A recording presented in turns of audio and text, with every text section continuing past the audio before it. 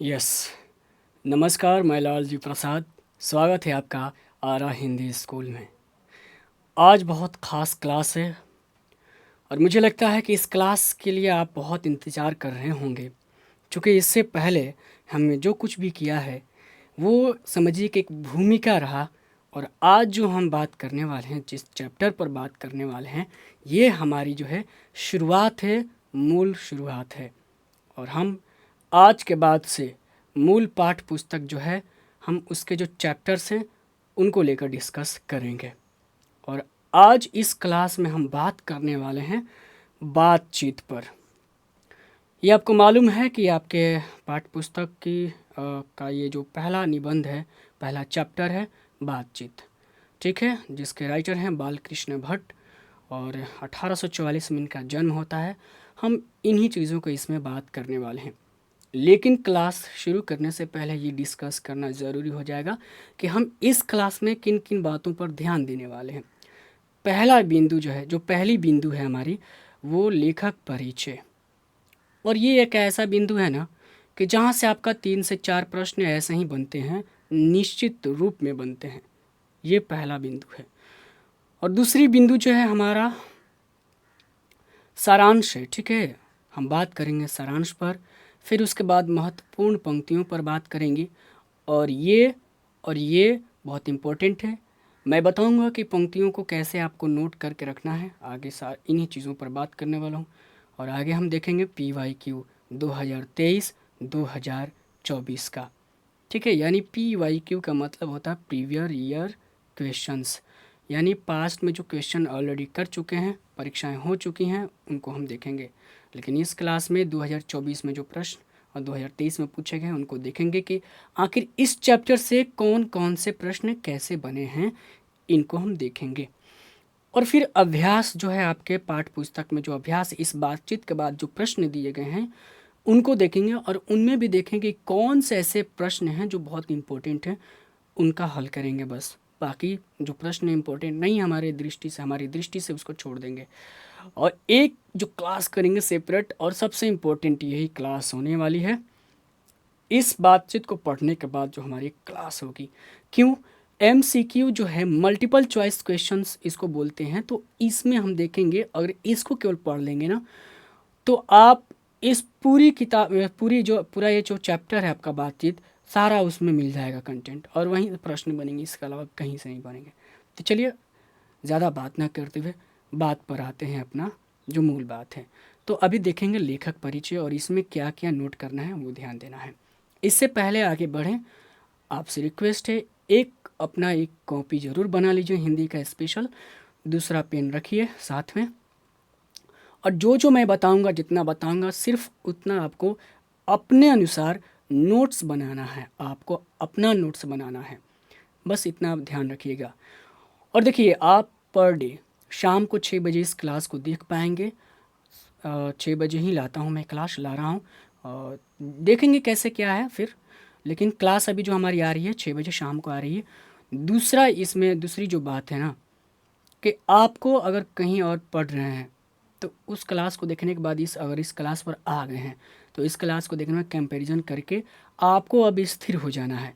या तो इस क्लास से पूरी कंप्लीट तैयारी करनी है, या अभी तक जहाँ से देख रहे हैं आपको वहाँ से करनी चाहिए। इधर उधर ज़्यादा भागने से क्या होता है, और क्या होता है, समय बर्बाद होता है। और शायद मुझे लगता है कि एक जगह रहकर ही पढ़ना बेहतर होगा। चलिए क्लास की शुरुआत करते हैं। और एक और रिक्वेस्ट कर देते हैं अभी कि आप चैनल को सब्सक्राइब कर सकते हैं अगर क्लास अच्छी लगी तो। बाकी नहीं भी लगी तो कोशिश करेंगे कि आपको अच्छी लगे। और मैं बता दूं कि यहाँ पर परीक्षा की दृष्टि से फुल परीक्षा की दृष्टि से हम यहाँ पर तैयारी कर रहे हैं, इस बात को आप ध्यान में रखेंगे। और दूसरी बात, अपने दोस्तों को आप शेयर कर सकते हैं, जो आपके साथ पढ़ रहे हैं उनको बता सकते हैं, और एक उनको जोड़कर क्लास का माहौल बना सकते हैं, ताकि मुझे भी मोटिवेशन मिले। चलिए शुरुआत करते हैं, देखेंगे क्या आगे। बात करते हैं बालकृष्ण भट्ट का जो परिचय है, उनका जन्म कब हुआ, कब, कौन सा जन्म स्थान है, माता कौन से हैं, पिता कौन से हैं, ये सारी चीज़ों को देखिए। बालकृष्ण भट्ट का इससे पहले एक क्लास हम लोग ले चुके हैं सिलेबस पे, ठीक है। तो उस क्लास को आप ज़रूर देख लीजिएगा। और वैसे मैं संभव हो तो उसका डिस्क्रिप्शन में लिंक दे दूंगा या फिर लास्ट में आपको मिल जाएगा उसका एक चलता हुआ। इनका जन्म हुआ है, आपको याद रखना है, बस इतना याद रखना है, 1844 में। ठीक है, याद कैसे करना है, बाल कृष्ण यानी जो कृष्ण भगवान थे वो छोटे थे तो 4 वर्ष के थे, 4 वर्ष ऐसे याद रख लेना है, 1844। मृत्यु होता है इनका, निधन यानी 1914 में। ये इम्पोर्टेंट नहीं है लेकिन कभी कभी पूछता है, लेकिन आपको तो सबसे ज़रूरी है याद रखना ये। और निवास स्थान है इलाहाबाद। इलाहाबाद उत्तर प्रदेश में पड़ता है। इलाहाबाद में बालकृष्ण भट्ट का भी जन्म होता है और इलाहाबाद में सुभद्रा कुमारी चौहान पुत्र वियोग जो कविता लिखी हैं उनका भी होता है। आपको मालूम है कि सुभद्रा कुमारी चौहान आपके सिलेबस में लगी हैं। ठीक है, माता का क्या नाम है, माता का नाम पार्वती है। मैं बताया था कृष्ण भगवान है तो भगवान का माँ भी देवी ही होंगी कोई, यानी पार्वती। ठीक है, पार्वती देवी माता जो है, ऐसे याद रखना है। और बेनी प्रसाद भट्ट इनके पिताजी हैं। बेनी मतलब चोटी होता है, तो जब बाल छोटे छोटे थे कृष्ण भगवान तो उनकी क्या थी, चोटी थी यानी बेनी थी, तो बेनी प्रसाद है, ऐसे याद रखना है। पिता क्या थे, व्यापारी थे, इंपॉर्टेंट नहीं है, बस इतना आपको याद रखना। जो मैंने देखिए आप पूरी क्लास में देखेंगे कि मैंने रेड से मार्क किया है, कहीं हाईलाइट किया है ब्लैक से, तो आप ध्यान रखेंगे रेड से जो मैंने मार्क किया है वो इम्पोर्टेंट है, आपको नोट्स बना लेना है, नोट के रूप में आपको लिख लेना है। राइट, आगे देखते हैं। इसमें एक पंक्ति ये बहुत ज़रूरी हो जाता है कि लेखक की जो माँ हैं जिन्होंने बालकृष्ण भट्ट के मन में अध्ययन के लिए रुचि और लालसा जगाई, तो ये सवाल बनता है, यहाँ से बनता है, शायद आया भी है कि बालकृष्ण भट्ट को पढ़ने के लिए उत्साहित या रुचि कौन दिलाई, बताना है, लालसा कौन जगाई, तो उनकी माता जी। ठीक है, माता कौन, पार्वती। इतना तक आपको नोट बना लेना है। ठीक है, विशेष में देखेंगे, ये कोई ज़रूरी नहीं है नहीं पढ़ना है वो उतना, मैं जो पढ़ना है मैं उसी की इस क्लास में बात करूँगा, क्योंकि क्लास लंबी हो सकती है थोड़ी बहुत, तो आपको ध्यान रखना है इस बात को भी, और जो ज़रूरत है ना वही देखना है, क्योंकि इसलिए कि बहुत सारे आपके और सब्जेक्ट्स हैं और उन सब्जेक्ट को भी देखना ज़रूरी हो जाता है। और हिंदी तो आप पास कर जाएंगे, मैं तो बता ही रहा हूँ, लेकिन हमें पास नहीं करना है बल्कि हमें अच्छे नंबर लाने हैं, तो मैं उसी दृष्टि से आपको पढ़ा रहा हूँ और क्या ज़रूरत है वही बताऊंगा इस क्लास में, वरना इस क्लास को डिस्कस करेंगे 2 से 3 दिन ऐसे ही ख़त्म हो जाए केवल इसी में, तो कोई फ़ायदा नहीं है। आपको जिस चीज़ की ज़रूरत है वही पढ़ना है, आपको बुद्धिमान बनना है। ठीक है, विद्वान नहीं बनना है। विद्वान बनने के लिए अभी पूरी लाइफ है, इस बात को नोट रख सकते हैं, अभी के लिए बुद्धिमान बनना है, वरना फंस जाएंगे, क्योंकि समय कम है और तैयारी भी उसी तरीके से करना है।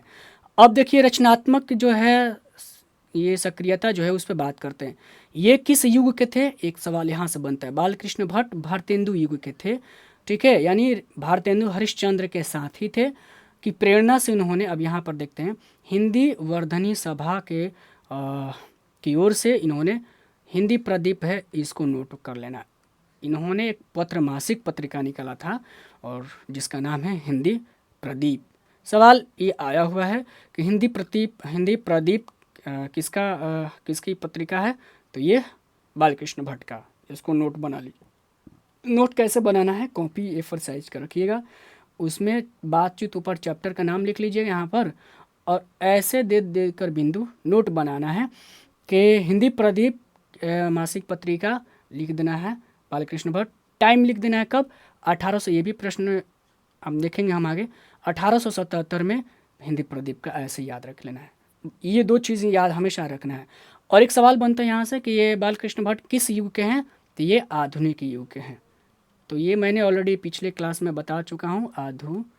आधुनिक युग में आप इतना याद रखिए, आधुनिक युग कहिए, ठीक है, या कालखंड कहिए, जिसमें भारतेंदु युग एक आता है, इसी में क ख ग ऐसे डिपार्टमेंटल है, उसमें भारतेंदु युग आता है, यानी भारतेंदु के नाम पे ही भारतेंदु युग रखा गया है। क्लास पीछे ज़रूर देख लीजिएगा, हिंदी साहित्य का कालखंड वो क्लास है, ठीक है, उसमें आपको मालूम चल जाएगा। यहाँ से एक प्रश्न ये बनता है, 3 प्रश्न यहाँ देख लिए, ठीक है, एक किस युग से आते हैं, दूसरा पत्रिका कौन सी है, समय उसका, 3 चीज़। आगे बढ़ते हैं। और इन्होंने हिंदी शब्द कोश का जो संपादन है उसमें भी इन्होंने भाग लिया। याद रखना, हिंदी शब्द कोश होता है जैसे इंग्लिश का जो है, इंग्लिश का डिक्शनरी होता है, तो ऐसे ही है, इसका डिक्शनरी होता है, तो उसका डिक्शनरी मतलब शब्दकोश, हिंदी शब्दकोश का संपादन में इन्होंने भी भाग लिया था, बस ये याद रखना है। अब जो रचना है ये यहाँ से 2 प्रश्न ऐसे बनते हैं, ठीक है, सीधे प्रश्न बनते हैं यहाँ से। तो ऐसे ही इसको याद रखना है, 2 से 3 ऐसे प्रश्न। तो ये ऑलरेडी पूछा जा चुका है, और मैं जो यहाँ पर जितना भी रेट से देख रहे हैं ये हाईलाइट किया हूँ, इसको आपको ध्यान में रखना है। उपन्यास ये नहीं पूछेगा कि बताइए इसमें कौन सा उपन्यास, हाँ लिख ये पूछ देगा, लेकिन ये नहीं पूछेगा नाम देकर, जैसे नूतन ब्रह्मचारी है और ये देकर ये नहीं पूछेगा बताइए कि ये उपन्यास है कि नाटक है, ये इतना डिटेल में नहीं पूछेगा भाई। ये आगे की परीक्षाएं जो होती हैं ना, जो अपर लेवल की तैयारी करते हैं उनको पूछा जाता है, आपको नहीं। बस ये पूछेगा कि बताइए रहस्य कथा निम्न में से बालकृष्ण भट्ट के कौन सी रचनाएँ हैं। तो रहस्य कथा आपको याद रखना है, ठीक है। नूतन ब्रह्मचारी, 100 आजान 1 सुजान ऑलरेडी परीक्षा में पूछी जा चुकी है, ये पूछा जा चुका है। गुप्त वैरी ये सब उतना ध्यान नहीं देना, लेकिन एक बार आपको पढ़ लेना है ताकि दिमाग में रहे। देखिए जो चीज़ देखे रहेंगे तभी वो दिमाग में रहेगी, नहीं रहेगी क्यों? क्योंकि आपने देखा नहीं होगा उसको। देखिए उचित दक्षिणा हमारी गाड़ी, और इसको याद रखना सद्भाव का अभाव, ये उपन्यास है, ठीक है। नाटक में पद्मावती को ज़रूर याद रखना है, और नल दमयंती को याद रखना है। दमयंती आएगा तो उसमें दमयंती स्वयंवर ऐसे याद रखना है। फिर याद रखना है भारत जननी और रेल का विकट बाल विवाह, आपको इतना याद रखना है, ज़रूर याद रखना है। फिर भी आप अपने से एक बार ये सब देख लेंगे, सीता वनवास, पतित पंचम, ये सब देख लेना है। बाकी जो मैंने हाईलाइट कर दिया वो आपको ध्यान में ज़रूर रखना है। और ये सवाल बन सकता है कि सबसे ज़्यादा निबंध किसने लिखी है, तो आपको बताना है निबंध सबसे ज़्यादा लिखा हुआ है बालकृष्ण भट्ट ने, और कितना लिखा है तो 1000 के आसपास। और ये एक सवाल ये बन जाएगा कि बालकृष्ण भट्ट क्या थे, तो ये गद्यकार थे। पहला गद्य मतलब कहानी, कविताएं छोड़कर जो भी विधाएं हैं उसको लिखने वाले को गद्य में कहा जाता है, ठीक है, ये बात याद रखनी है। और ठीक है, तो ये क्या है, एक तो मूल रूप से गद्यकार हैं, और उसमें भी पूछ देगा कि सबसे ज़्यादा क्या इनका विषय रहा मूल, तो निबंध रहा। इन्होंने निबंध पे ही सबसे ज़्यादा फोकस किया था। तो ये याद रख सकते हैं कि बताइए कि निम्न में से निबंधकार कौन है, सबसे ज़्यादा निबंध कौन लिखा है, ये मैं आपसे शेयर कर रहा हूँ एक्स्ट्रा चीज़ें, तो आपको ऐसे याद रखना है। एक नोट उसको भी बना सकते हैं।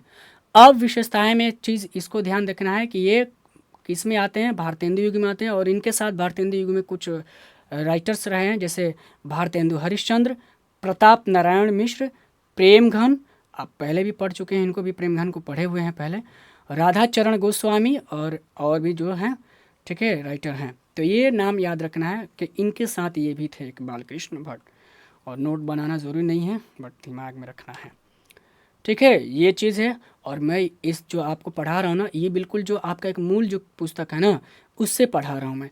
और एक पुस्तक पासपोर्ट रूप में आई है जिसमें बहुत सारे सवाल को अपने से बनाया गया है, आंसर भी किया हुआ है, तो उसको नहीं, क्योंकि कुछ चीज़ें जैसे ये चीज़ में है, शायद ये कुछ चीज़ें नहीं मिले आपको जो आप खरीदेंगे पासपोर्ट वाला जो बुक, तो घबराने की बात नहीं है।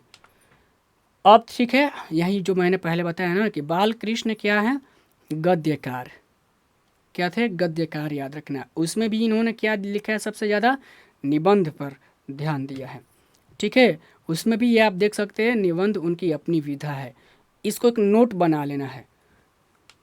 और पीछे और एक बात है, यहाँ पर देखिए एक सवाल आया हुआ है परीक्षा में, ठीक है, जैसे यहाँ से बना है निश्चित बना हुआ है, और यहाँ पर क्या गलती होती है मैं आपको बताता हूँ, लेकिन आपको उधर ध्यान नहीं देना। जैसे देखिए, आचार्य रामचंद्र शुक्ल ने निबंधकार के रूप में उन्हें अंग्रेजी साहित्य के एडिसन और स्टील के श्रेणी में रखा है। आप ध्यान दीजिएगा, एडिसन और स्टील ये जो है इसके श्रेणी में रखा हुआ है। तो आप ध्यान दीजिएगा, परीक्षा में पूछता है कि बताइए कि किसको स्टील कहा गया है या एडिसन कहा गया है, लेकिन ज़्यादातर पूछा है प्रश्न में कि बताइए कि निम्न में से एडिसन किसे कहा गया है, तो बालकृष्ण भट्ट को, या बालकृष्ण भट्ट को क्या किस की उपाधि किसकी श्रेणी में रखा गया है, तो एडिसन की।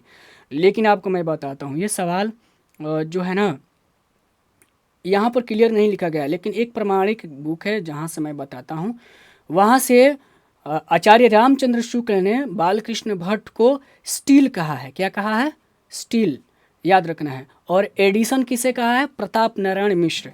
ये जो आप प्रताप नारायण मिश्र देखें ना, ये यहाँ पर इनको आचार्य रामचंद्र शुक्ल ने प्रताप नारायण मिश्र को एडिसन कहा है, और स्टील किसे कहा है, तो आपका ये बालकृष्ण भट्ट को। लेकिन ये तो हो गई ज़्यादा जानकारी के लिए, लेकिन मैं आपको बता देता हूँ कि हमेशा क्या पूछेगा, एडिशन ही आपको बताना है, क्योंकि आपके पुस्तक में ही बताया गया तो यही बताना पड़ेगा। लेकिन ये चीज़ गलत है, मैं कह रहा हूँ गलत है, ठीक है। अब आगे बढ़ते हैं। एक पंक्ति ये है जो जानकारी के लिए आपको याद रखना है कि रामविलास शर्मा जी कहे हैं कि उनकी वास्तविक प्रतिभा एक अध्ययनशील, विद्वान और तीक्ष्ण बुद्धि और आलोचक की है। ठीक है, इतना ही पंक्ति दे देगा। उनकी वास्तविक प्रतिभा अध्ययनशील, विद्वान और तीक्ष्ण बुद्धि आलोचक की है। इतना बस एक पंक्ति को याद रखना है। ये कौन कहा है? उन्होंने रामविलास शर्मा जी ने कहा है। एक इसको नोट बना लेंगे। अब बात करते हैं, वो तो परिचय की हो गई, अब बात करते हैं मूल बात क्या है। तो ध्यान रखेंगे, जो जो हाईलाइट किया मैंने उसको आपको नोट बनाना है और फिर आपको ये इन चीज़ों को पलटना है, वही देखना है। लेकिन उससे पहले मैं थोड़ी सी चर्चा कर दूं सारांश पर, ठीक है। आपको ध्यान रखना है, बातचीत को 5 मिनट के लिए आप सुनेंगे, सिर्फ मुझे सुनेंगे। इस बातचीत में क्या क्या आपको बताया गया है, यही ध्यान में देना है अभी, ठीक है। सबसे पहले बताया है, बालकृष्ण भट्ट ने बताया है कि जो वाक शक्ति है ना, वाक शक्ति है जो ईश्वर की देन है। अगर सोचिए कि वाक शक्ति अगर नहीं रहे तो ये जो संसार है कैसी प्रतीत होती। तो सबसे पहले तो उन्होंने बताया है कि वाक शक्ति जो हमें मिली हुई है वो ईश्वर की देन है, और इस वाक शक्ति के न होने से जो हमारा ये संसार है बिल्कुल गूंगी प्रतीत होती। और एक सवाल भी है अभ्यास में कि कैसी प्रतीत होती, तो गूंगी प्रतीत होती, जहाँ पर सब लोग जहाँ तहाँ मतलब इधर उधर पड़े बैठे रहेंगे और कोई एक दूसरे से अपनी भावनाओं को, अपनी इच्छाओं को प्रकट नहीं करेगा, नहीं बता पाएगा कि वो क्या सोच रहा है, उसको भूख लगी है या उसको प्यास लगी है, या वो क्या अंदर से सोच रहा है, उसको क्या तकलीफ़ है, क्या दुख है। इन सारी चीज़ों को वो नहीं बता पाएगा अगर वाक शक्ति नहीं रहे तो। एक ये बिंदु इसमें समझाया गया है, ठीक है। अच्छा, वाक शक्ति में आगे बताया गया है कि वाक शक्ति में उसका जो सबसे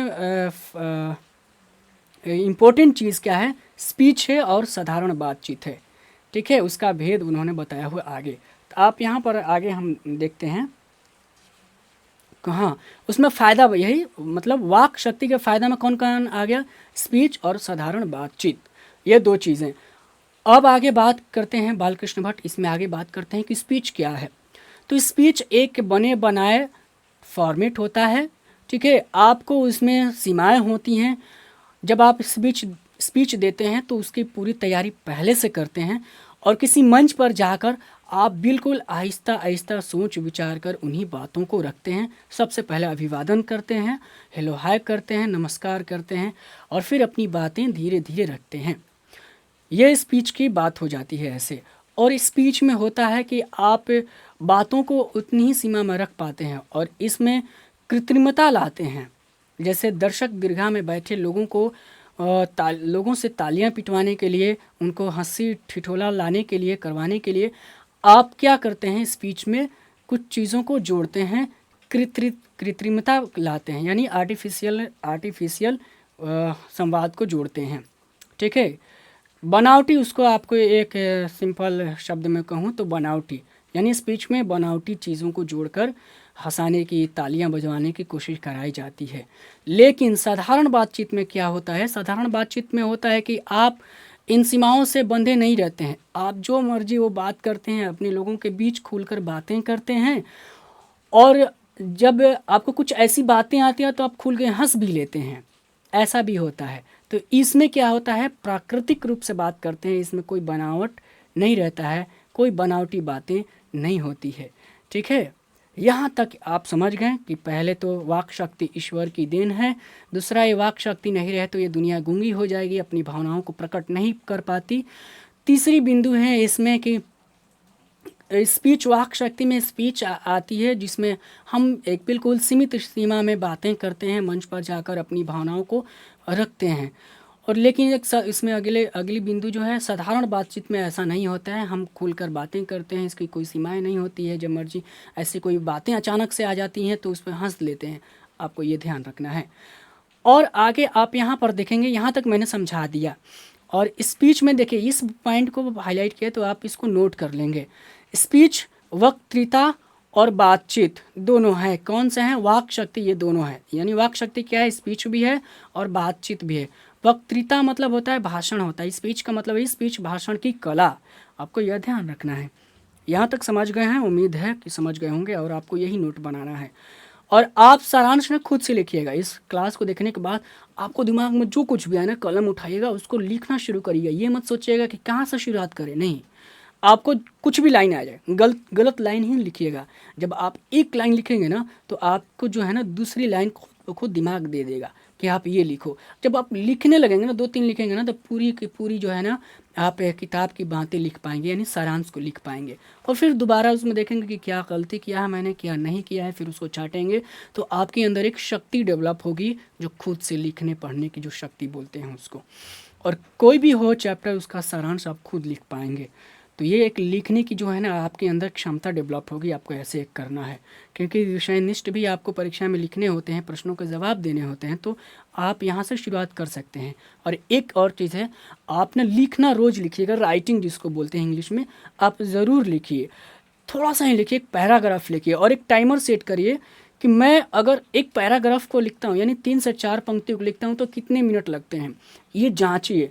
क्योंकि निबंध जब आप लिखने जाएंगे ना, तो उसमें आपको अगर अभ्यास नहीं रहेगा तो आप क्या करेंगे ना, 20 से 25 मिनट खा जाएंगे उसी में। लेकिन आपको उसको खींचकर 12 से 15 मिनट में लाना है।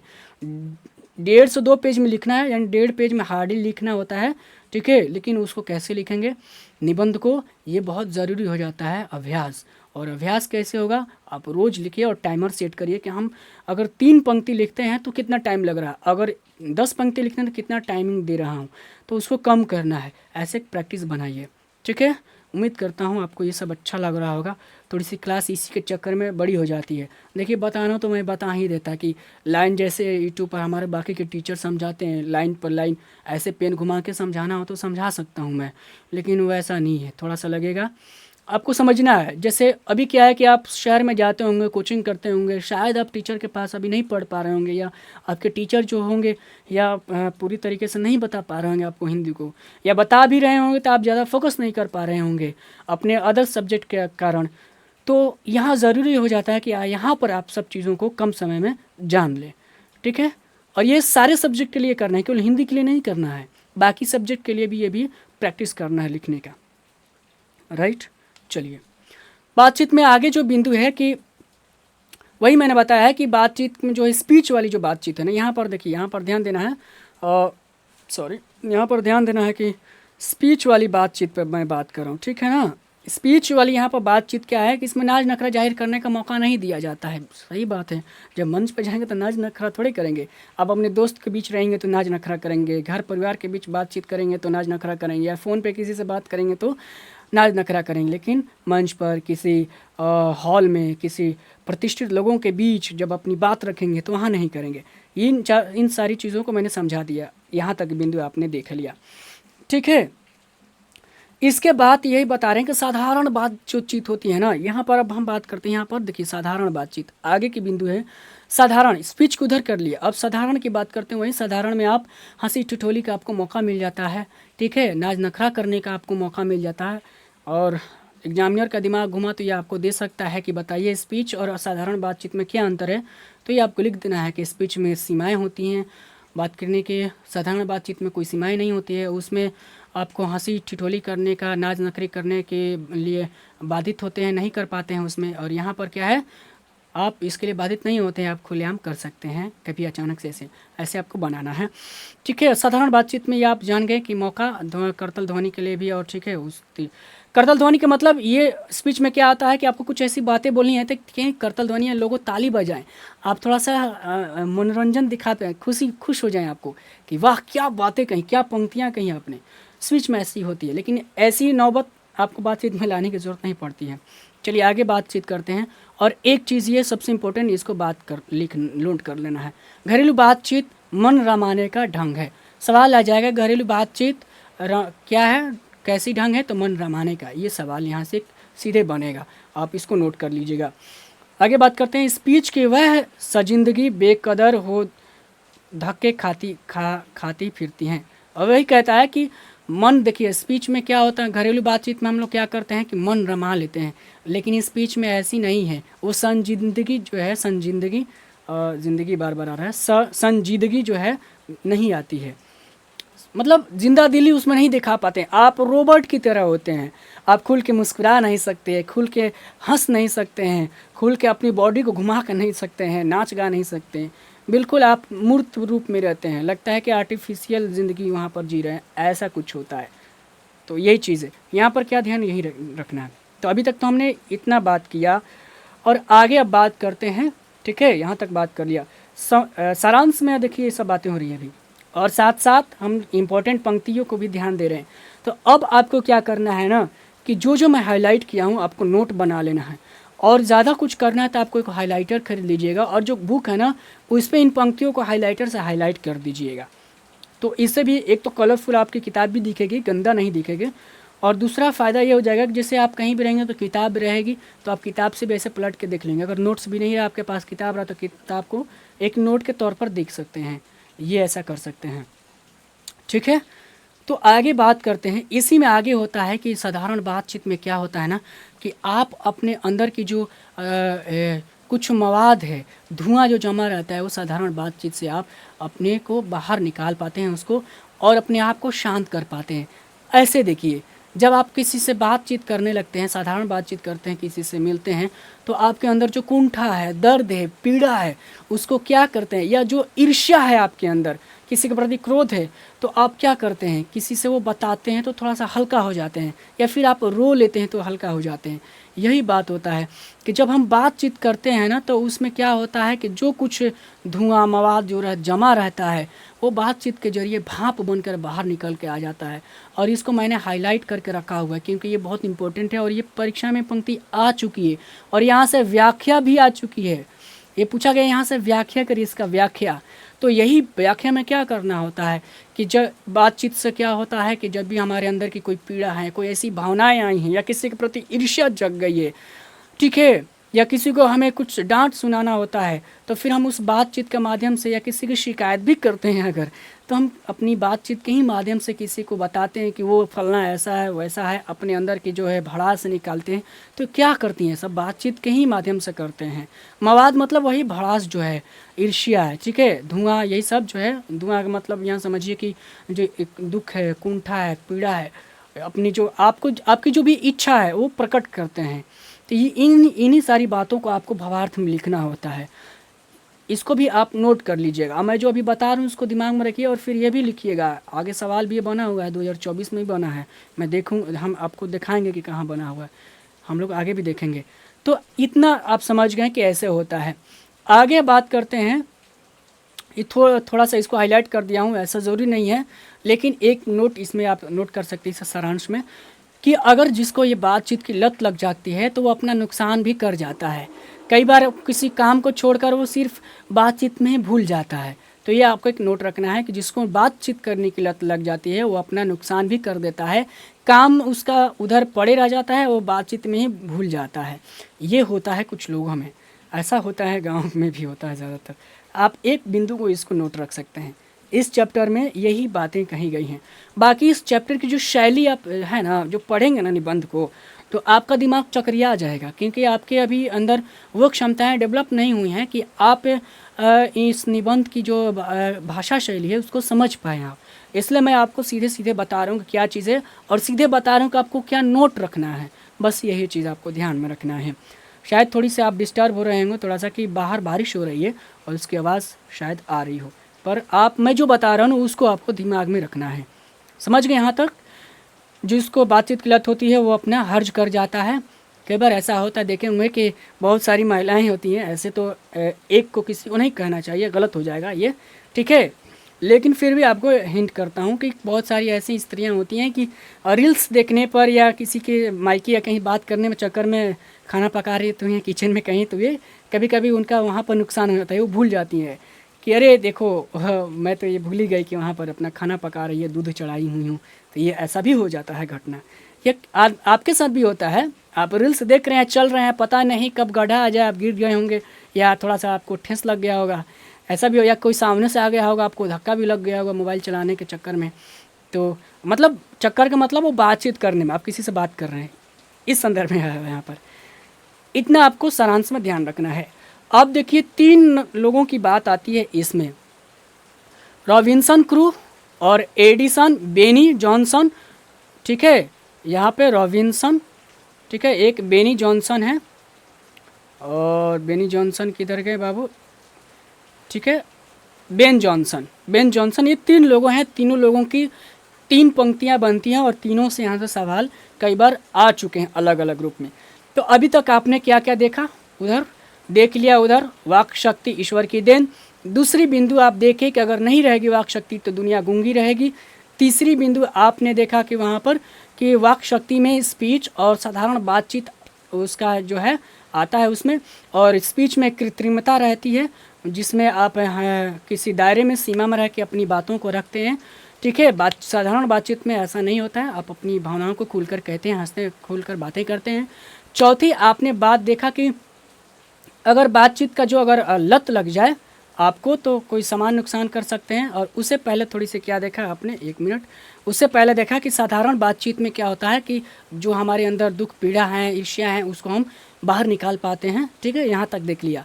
चौथे आगे की जो बिंदु है कि इसमें आप देखते हैं कि एक रॉबिन्सन क्रूसो जो थे, उन्होंने 16 साल तक किसी आदमी का मुंह तक नहीं देखा था, आवाज़ें नहीं सुनी थी। वो जानवरों यानी कुत्ते बिल्लियों के बीच उन्होंने अपनी ज़िंदगी को बिताई थी। मगर 16 वर्ष के बाद उन्होंने एक आदमी को, यानी वो आदमी कौन था, फ्राइडे था, और फ्राइडे कि उन्होंने 16 वर्ष के बाद उन्होंने फ्राइडे को देखा और उसकी आवाज़ को सुना, तो उसको लगा कि एक फिर से नए मनुष्य के रूप को पाया है। तो एक बिंदु यहाँ पर आप समझ जाइए कि फिर आगे की जो बिंदु है कि रॉबिन्सन क्रूस जो है वो 16 वर्ष तक किसी आदमी की बातें उसका चेहरा नहीं देखा रहता है, लेकिन देखता है तो आश्चर्यचकित हो जाता है कि अरे मेरे जैसे भी कोई और भी लोग हैं और कोई और भी है और जो बातचीत भी ऐसे भी बात कर रहा है, तो उसको आश्चर्य होता है। तो आगे की ऐसी बात होती है, इसी क्रम में बात होती है कि सच में रॉबिन्सन, एक और बात आ जाती है कि रॉबिन्सन एक ऐसे व्यक्ति हुए हैं जिन्होंने ये बताया है कि रॉबिन्सन बताया है कि अगर रॉबिन्सन बता रहे हैं, रॉबिन्सन तो ये हो गया कि ऐसे भी आदमी होते हैं। दूसरा बताया हुआ है आपको, जब तक, ये आपको याद रखना है, जब तक मनुष्य बोलता नहीं तब तक उसके जो है गुण दोष प्रकट नहीं होते हैं। इस पंक्ति को आपको नोट कर लेना है एक, ठीक है। तो ये कौन कहे हैं, बालकृष्ण भट्ट कहे हैं कि जब तक मनुष्य बोलता नहीं तब तक उसका गुण दोष क्या है, प्रकट नहीं होता है। आपको इतना याद रखना है। लेकिन इसी बात को कैसे कौन कहा है, बेन जॉनसन कहते हैं, सारांश में ही इसको नोट रखेंगे कि बेन जॉनसन उसके बाद जो 16 वर्ष के बाद वो देखता है कि ऐसा भी आदमी होते हैं और बातचीत भी करते हैं। तो इतना तो लिखना है। फिर पैराग्राफ चेंज करके आपको लिखना है कि बेन जॉनसन कहे हैं, और बेन जॉनसन का कहना है कि जब तक के आदमी जो है ना, बेन जॉनसन कहे हैं कि आदमी के बोलने से ही, यानी बोलने से ही क्या होता है, साक्षात्कार होता है। तो आपको एक बिंदु ये नोट करना है, बेन जॉनसन का मानना है कि बोलने से ही मनुष्य के रूप का जो है साक्षात्कार होता है। आपको ये याद रखना है और नोट करना है। कौन कहा है, बेन जॉनसन। कैसे याद रखेंगे इसको, बेन मतलब ब, ठीक है, ब से मतलब बोलना, ठीक है, ब से मतलब बोलना, ऐसे याद रखना है। और ये जब भी पंक्ति पूछी जाएगी तो उसमें ये वर्ड जरूर रहेगा, बोलने वाला वर्ड जरूर रहेगा, ठीक है, बोलना या बात करना, ये 2 वर्ड ये जरूर रहेगा। तो आपको इसको पकड़ लेना है। तो बेन जॉनसन क्या कहते हैं, बोलने से साक्षात्कार होता है। जैसे आप समझिए, आप जब पहली बार आप अपने किसी शहर के कोचिंग में गए होंगे क्लास करने के लिए, साइंस की या केमिस्ट्री में, साइंस में मैथ फिजिक्स केमिस्ट्री का अगर क्लास करने गए होंगे तो देखे होंगे कि बहुत सारे अनजान चेहरों को देखे होंगे। तो आप किसी से बोलेंगे हेलो हाय, कैसे हो भाई, कहाँ से आए हो, ये सब करते हैं। तो कैसे करते हैं, बातचीत से ही करते हैं। तो बातचीत से करते हैं तो क्या करते हैं, वहाँ पर बात करते हैं तो एक दूसरे को जानते हैं। क्या होता है आपका वहाँ पर, साक्षात्कार होता है, यही साक्षात्कार होता है, ठीक है। या कोई आपके रिलेशन में आता है, हेलो कैसे हैं आप, नाम पूछते हैं, क्या हुआ आपका नाम, मैं तो पहले नहीं देखा आपको। तो ऐसे क्या होता है, एक दूसरे से साक्षात्कार कर रहे होते हैं। ये हो गया साक्षात्कार का अर्थ। तो एक आपको याद रख लेना है। और आगे यही कह रहे हैं, आगे जो बात होती है एडिशन कहते हैं, इसमें फिर आगे लिखना है। और इसके बाद का एडिशन का मत रहता है, एडिशन का मत रहता है कि असल जो बातचीत होती है ना, दो लोगों के बीच बातचीत होती है। क्या होती है असल बातचीत? दो लोगों के बीच होती है। तो ये आप ध्यान रखेंगे। एडिशन का मत है कि असल बातचीत किन लोगों के बीच होती है? दो लोगों के बीच होती है, दो व्यक्तियों के बीच होती है। आपको हाईलाइट कर लेना है, कॉपी पर नोट कर लेना है और इसको याद रखना है। कैसे याद रखेंगे? उधर देखिए बेन जॉनसन क्या कह रहे हैं। बेन जॉनसन यानी बातचीत यानी साक्षात्कार। बातचीत से क्या होता है? साक्षात्कार। ये हो गया ऐसे याद करने का ट्रिक। दूसरा होता है एडिशन। कहते हैं कि जब हम असल बात करते हैं तो असल बातचीत कहाँ होती है? दो लोगों के बीच होती है। तो एडिशन, एडिशन का मतलब, ऐड का मतलब देखिए यहाँ ध्यान दिए, ऐड का मतलब क्या होता है? जोड़। और जोड़ का अर्थ होता है यानी दो लोग, दो लोगों के बीच ही, यानी दो चीज़ों के बीच जोड़ होता है ना, यानी तो ऐसे ही बात किन लोगों के बीच होता है? दो लोगों के बीच बातचीत होती है। यानी कौन सी बात होती है? वो असल बात होती है। तो ऐसे याद रखना है, एडिशन यानी ऐड यानी दो लोगों के बीच बातचीत, असल बातचीत वो होती है। ऐसे याद रखेंगे आप, इसको नोट कर लीजिए। इसलिए मैंने इसको थोड़ा मोटा हाईलाइट भी कर दिया है। और ये पंक्ति बिल्कुल परीक्षा में पूछी जाने वाली है। और फिर आगे में जो हाईलाइट किया हूँ मैंने, कहा भी है कि 6 कानों में, और इन्होंने कहा है, एडिसन ने कहा हुआ है कि असल बात दो लोगों के बीच होती है। अगर अगर अगर उसमें तीसरे कोई आता है ना आदमी, तो वो जो असल बात है वो असल बात नहीं रह जाती है, फिर वो एक बहाना होने लगता है, वहाँ पर वो असल बात बंद हो जाती है, फिर एक कोई तीसरे इधर उधर की बात होने लगती है। ये आपको मालूम ही है कि जैसे दो लोग होते हैं तो वहाँ पे भी सीक्रेट बात होती है, अपनी बात होती है, कुछ दुख सुख या किसी बिंदु पर बात करते हैं। लेकिन कोई तीसरा दोस्त ही आ गया आपका, कोई आ गया, तो वो बात वहीं पर ख़त्म कर देते हैं। ये तो प्रैक्टिकल चीज़ है, ये आप भी करते हैं। ठीक है, तो ये याद रखना है कि अगर 6 कान का मतलब हुआ, जैसे 3 लोग हैं तो 3 लोगों का 6 कान तो होगा ही। तो वही कह रहे हैं कि जैसे 6 कान हो जाएगा तो फिर वो बात खुल जाती है, तो इसीलिए वो बात वहीं पर बंद कर दी जाती है। तो 3 लोगों में बात ऐसे होता है। फिर आगे आता है, लेकिन आगे बात होती है कि जैसे देखिए ये कह रहे हैं कि जैसे तीन लोग जुड़ते हैं तो बातें कैसे खुल जाती है, कैसे खुल जाती है? देखिए जैसे अगर आप उस बात को नहीं रोकते हैं, दो लोग हैं, सिगरेट बात हो रही है, अगर आप तीसरा भाई भी आता है कोई, तो आप अगर बातचीत वहाँ निरस्त नहीं करते हैं, नहीं रोकते नहीं हैं, तो फिर उसी बात करते, तीसरा आपको समझ जाता है कि बात क्या कर रहा है लोग। ठीक है, तो उससे भेद खुल जाती है। जैसे कैसे? अगर नहीं भी करते हैं तो अगर आपको देख के हाव भाव से वो समझ जाता है, अच्छा ये क्या कह रहा है लोग। तो वही क्या कह रहे हैं कि जैसे एक ये बिंदु आप याद रख सकते हैं कि जैसे गर्म दूध की जो बर्तन होती है, यानी गर्म दूध होता है, उसको ठंडा करने के लिए आप किसी पानी के बर्तन में रखते हैं, तो पानी क्या हो जाता है? दूध ठंडा हो जाता है और पानी गर्म हो जाता है, यानी उसका प्रभाव इसमें चला जाता है, यानी संपर्क में आने से। तो वही अगर तीसरा कोई व्यक्ति आपके संपर्क में आ जाए तो क्या होता है? बातें जो आप कर रहे हैं ना वो खुल जाती है, वो भेद जो है खुल जाती है। वही बात यहाँ पर कह रहा है। तो बस आपको इतना ही ध्यान रखना है। ठीक है, और आगे ज़्यादा सोचना नहीं कि क्या लिखा हुआ है। कम समय में आपको जो चीज़ें चाहिए मैं वही बता रहा हूँ, और सारांश भी वही बता रहा हूँ, जो मूल बातें कहीं कहीं वही बता रहा हूँ मैं। तो एक मार दो हम लोग काम कर रहे हैं। ठीक है, उम्मीद करता हूँ आपको ये तरीका जो है अच्छा लग रहा होगा। मैं इसलिए इस तरीका को अपनाया कि यूट्यूब पर बहुत सारे बताए हुए हैं, तो मैंने ऑब्जर्व करके कहा कि मैं क्या नया कर सकता हूँ भाई, कम समय में आपको क्या देख सकता हूँ, मैं अपने भाइयों को बहनों को क्या देख सकता हूँ, ताकि बाकी के सब्जेक्ट पर भी वो समय अपना पूरा दे सके और हिंदी का भी उनका काम हो जाए। तो यहाँ तक आप ध्यान रखिएगा। ठीक है, कैसा लगा कमेंट ज़रूर करते रहिए, बताइएगा, ताकि मैं उसको पढ़ के मोटिवेट होता रहूँगा। चलिए आगे देखते हैं। 4 से देखिए वही बात हो जाती है, जब 3 लोग आएँ तो भेद खुलने की संभावना बहुत ज़्यादा हो जाती हैं। लेकिन ऐसे ही उसमें आगे सारांश में जोड़ेंगे कि जैसे ही 4 लोग आ जाते हैं तो फिर वो बात जो है ना, बात नहीं रह जाती है, बल्कि राम रमावल हो जाती है।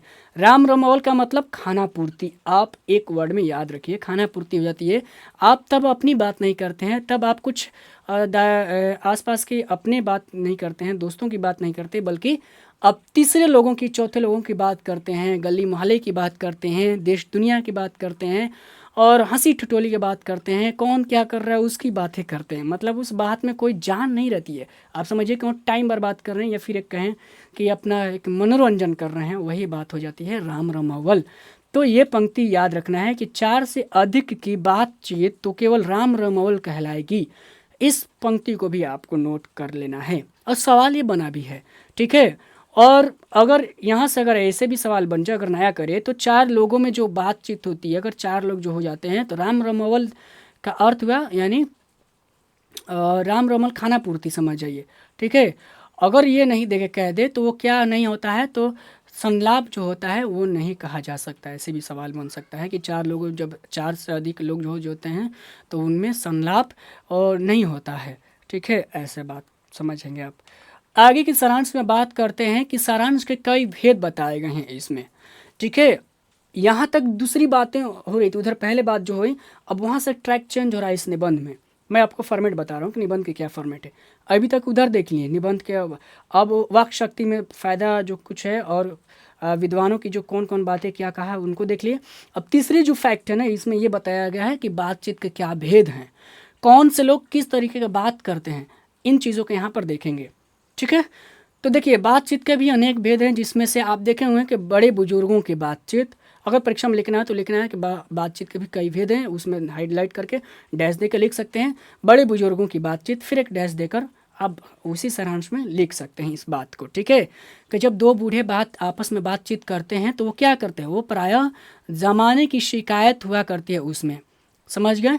जब दो लोग बात करते हैं, बूढ़े लोग बुजुर्ग लोग बात करते हैं, तो ज़माने भर की शिकायत करते हैं और अपने ज़माने की तारीफ़ करते हैं कि हमारे ज़माने में क्या चीज़ था। अब देखिए आजकल के लौंडो छोड़ों को देखिए, तो ऐसे बातचीत होती है।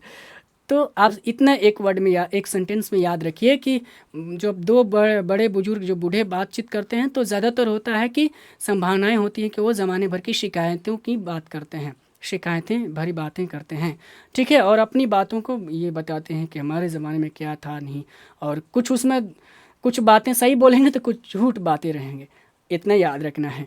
और आगे की जो बात है उसमें, और आगे की जो भेद है उसमें आपका जो बूढ़ी माताएं होती हैं, बूढ़ी औरतें होती हैं, उन पे देखेंगे। लेकिन उससे पहले छोटी छोटी दो तीन बिंदु हैं, देख लेना। आपको याद रखना है, हम क्या है, हम चुनी दिगरे नेस्त जो है, इस शब्द का अर्थ आपको यहाँ पर देख लेना है। किताब पहले भी पलटेंगे तो यहाँ पे भी दिया हुआ है। इसका देखना है कि हम ही सब कुछ हैं, दूसरा कुछ भी नहीं। तो आप इसका अर्थ याद रखिएगा, इसको नोट कर लीजिएगा। हम चुनी दिगरी नेस्त, मतलब हम ही हैं, सर्वश्रेष्ठ हैं, बाकी कोई नहीं है। यानी अहम की यहाँ बात हो जाती है कि मेरे अलावा कोई सही नहीं है, ये बात आपको याद रखना है। मैं क्यों ये कह रहा हूँ कि आपको नोट रखना है कि दो सवाल में, दो परीक्षा में दो ऐसे सवाल आते हैं, पाठ से शब्द पूछे जाते हैं, और सॉरी उसके अर्थ पूछे जाते हैं। शब्द दे देगा और उसका पूछेगा अर्थ बताइए। दो प्रश्न बनते, निश्चित बनते, और कहाँ से बनेंगे वो, ज़्यादातर निबंध से बनेंगे, ठीक है ना। जैसे नाखून क्यों बढ़ते हैं, उसमें से परीक्षा में पूछा हुआ है, आपका 2024 में पूछा है, शब्द दे दिया है, पूछा अर्थ क्या है। तो ये निबंध से ज़्यादा बन जाता है संभावना की, तो शब्द दे देंगे और पूछे जाएंगे। तो साथ में देखेंगे, मैं बता दूंगा कौन सा आपको हाईलाइट करके कि इसको याद रखना है। हम चुनी दिगरे नेस्त का अर्थ हुआ कि मैं सर्वश्रेष्ठ हूँ, बाकी मेरे अलावा कोई नहीं है, ऐसे याद रखना है। और देखिए, बातचीत के भेद में पहले दो बूढ़ों की बात की है, आगे हम बूढ़ियों की बात करेंगे। लेकिन छोटी सी अगर बात इसमें जोड़ना चाहें तो जब बातचीत में दो सहेलियों की बातचीत, जब दो सहेलियां बातचीत करती हैं तो वो उनकी बातचीत में रस रहता होगा, ठीक है। यहाँ पर देखिए, जब दो हम सहेलियों की बातचीत रस का समुद्र मानो उमड़ चला आ रहा है। यानी जब दो सहेलियां आपस में बात करते हैं तो उनके बीच कोई रस की बातें हो रही होंगी, किसी प्रेमी की बातें हो रही होंगी, या किसी गीत की बातें हो रही होंगी, या किसी आज के ज़माने में किसी रील्स की बातें हो रही होंगी। तो ये चीज़ें हैं, ठीक है, यहाँ तक। और फिर हम बात करते हैं बूढ़ों के बाद बूढ़ियों की बात। जब दो बुढ़ियाँ आपस में बात करती हैं, तो क्या करती हैं, उनकी बातों में ज़्यादातर अपने बाल बच्चों की, पतों की, ठीक है, शिकायतें भरी बातें हुआ करती हैं। ये आपको एक पंक्ति यहाँ से ऐसे नोट रखना है सारांश में। उम्मीद है आप समझ रहे होंगे। बूढ़े लोगों के बीच क्या होता है, ज़माने भर की शिकायतें होती हैं, 10 सही बातें रहती हैं तो 10 झूठी रहती हैं, और वो अपने ज़माने को सही ठहराते हैं, और आजकल के लौंडे छोड़ों को कहीं ना कहीं वो गलत ठहराते हुए बताते हैं। और साथ में जो बूढ़ी माताएं होती हैं, वो कहीं ना कहीं अपने घर की उनकी जो बातचीत होती है तो वो मोहल्ले भर की शिकायतें बतियाती हैं, और किसकी पतोह, किसकी जो कन्या है क्या कर रही है, उसकी चाल ढाल कैसी है, क्या सोचती है, उनको लेकर वो दुनिया भर की शिकायत भरी बातें करती हैं। तो आप यहाँ तक समझ गए होंगे। आपको सारांश में ये नोट करना है। अब देखिए, अगर इसमें आगे बढ़ते हैं तो अगर स्कूल की बात यहाँ पर ध्यान देंगे, ठीक है, इसको आप ऐसे जो हाईलाइट किया हूँ आपको नोट कर लेना है सारांश में। और अब बात करते हैं, अगर स्कूल के कोई बच्चा है, जैसे कोई खिलाड़ी है, तो वो क्या करता है, अपनी खिलाड़ी भरी बातें करेगा कि मैच में वो क्या किया, कैसे प्रदर्शन किया, एक ये बात हुआ, ठीक है। और बात करने की तो ऐसे भी बात होगी, देखिए कोई मजदूरा है तो वो मजदूरी की बात करेगा कि आज उसको मजदूरी इतनी मिली, और मालिक जो था उसका पैसा काट लिया, गया तो मिस्त्री से अनबन हो गया। तो जो जिस लाइन से वो उसी की बातचीत करता है, ज़्यादातर होता है। तो यहाँ पर जो मेंशन किया है वही बात लिखनी है, एक्स्ट्रा नहीं बढ़ानी है।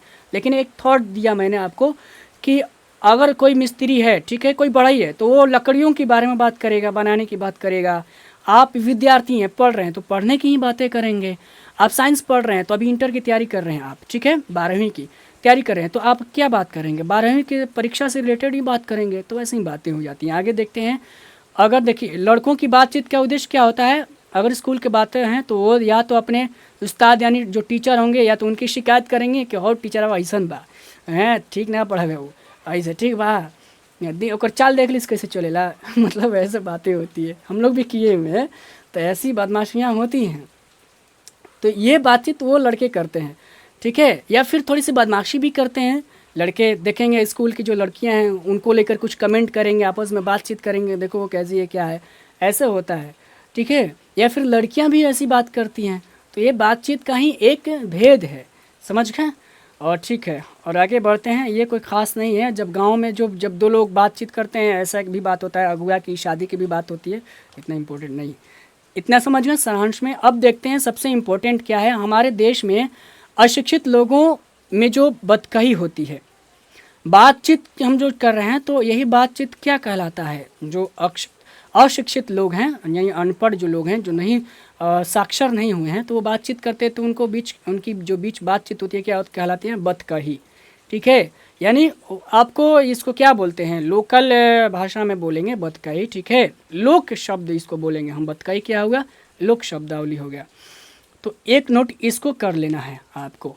आगे बढ़ते हैं। आगे आप एक पैराग्राफ में देखेंगे कि ये परीक्षा में पूछा गया है, यूरोप के लोगों में बात करने का हुनर है। ये सवाल आ गया है कि बताइए कि कहाँ के लोगों में बात करने का हुनर है, तो यूरोप के लोगों में, ठीक है। एक बिंदु ये चीज़ है, यहाँ तक आप समझ गए। बातचीत करने में भेद समझ गए। उसी में आता है art of conversation. Art of conversation आपको ये याद रखना है, ठीक है। अब यहाँ से सवाल में परीक्षा भी बनता है कि बताइए कि आर्ट ऑफ कन्वर्सेशन क्या है, और अभ्यास में भी लगा हुआ है ये प्रश्न।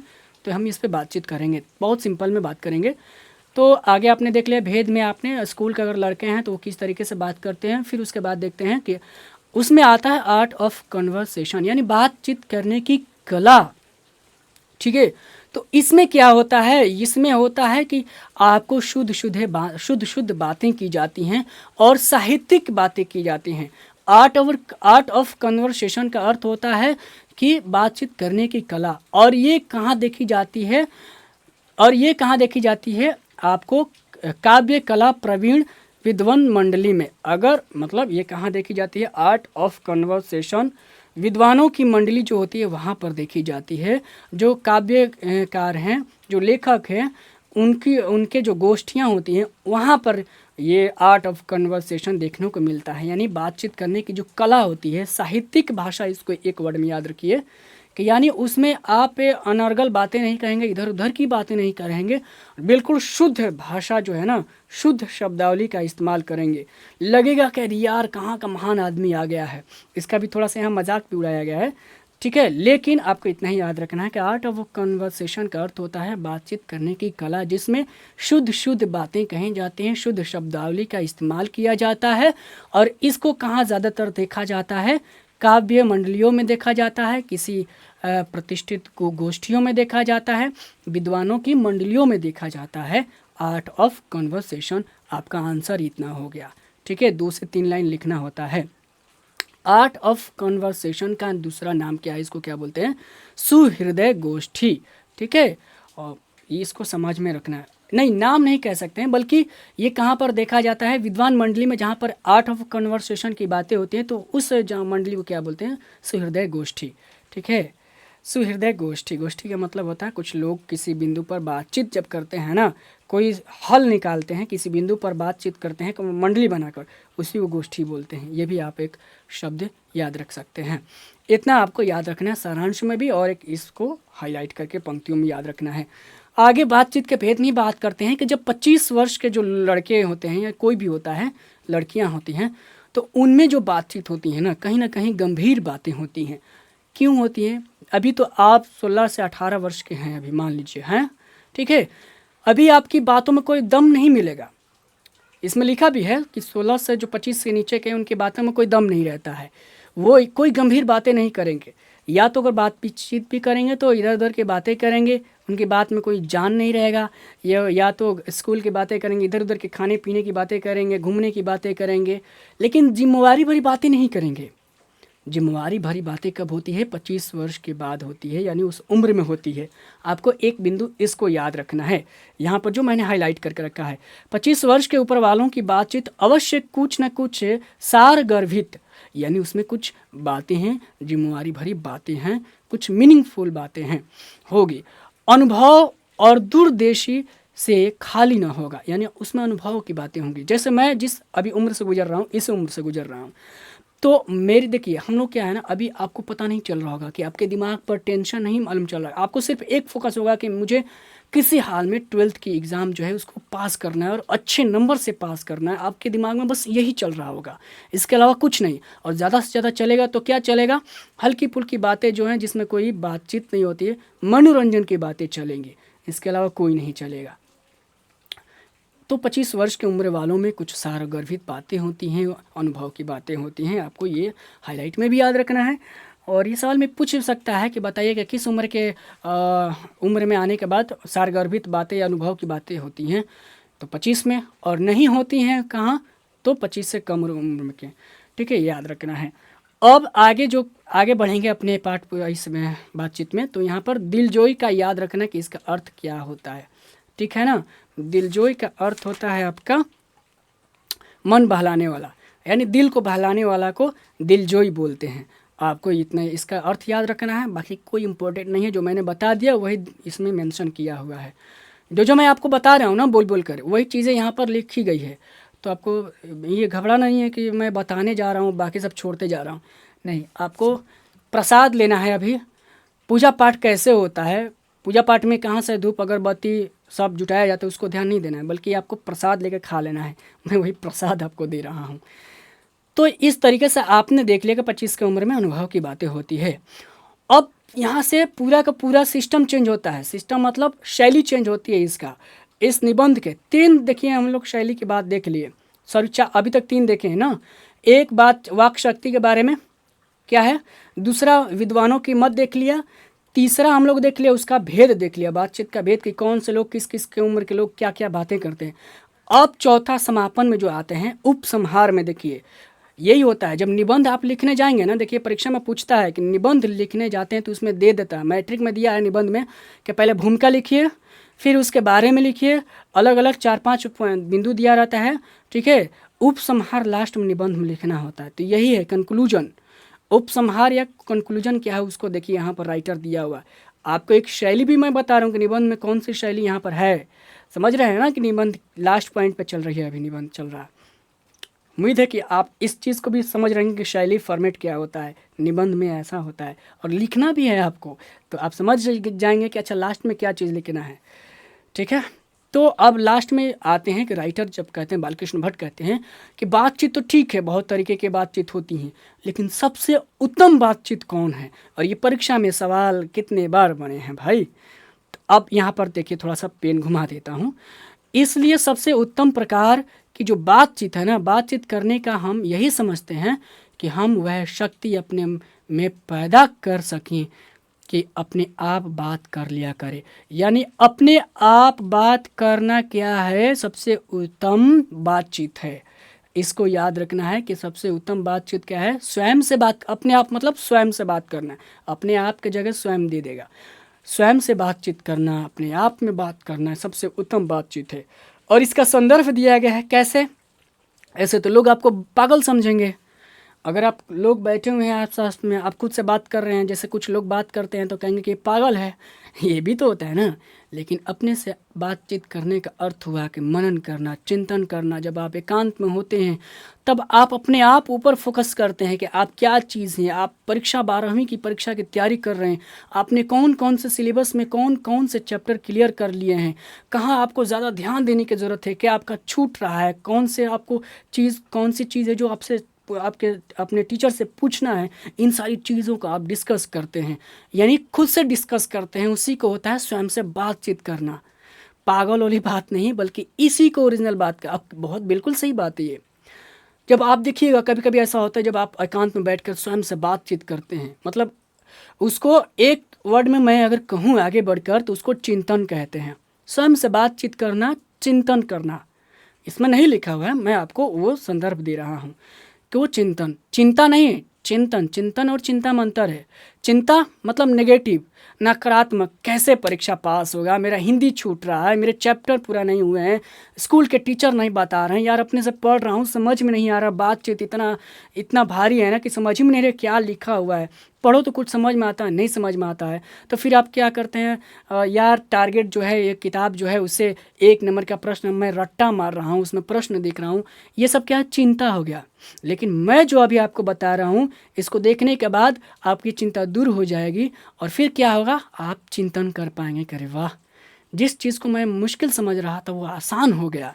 तो इस चीज़ को आप यहाँ पर समझ पाएंगे चिंतन के माध्यम से। ठीक है, तो देखिए, मैं इस पाठ को लाने के पहले भी मैंने भी चिंतन किया है।